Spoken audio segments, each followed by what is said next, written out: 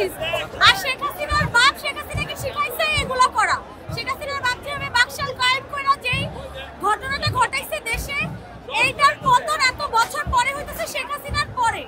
এটা হচ্ছে পুরো দেশের সামনে উৎকৃষ্ট উদাহরণ হয়ে থাকবে। কোন সাধারণ মানুষ মনের মধ্যে যদি একবারও ফ্যাসিস্ট হিসেবে হইতে চায়, তারা একবারও হইলেও যেন শেখ হাসিনার বাড়ি গণভবন আর ৩২ ধানমন্ডির বাড়িটার দিকে তাকায়। এই মুহূর্তে জনগণ সবাই অন্যায়ের বিরুদ্ধে, যেই অন্যায়ের বিরুদ্ধে ওরা এতদিন মুখ খুলতে পারে নাই, এখন ওরা অন্যায়ের বিরুদ্ধে মুখ খোলার সাহস পাইছে।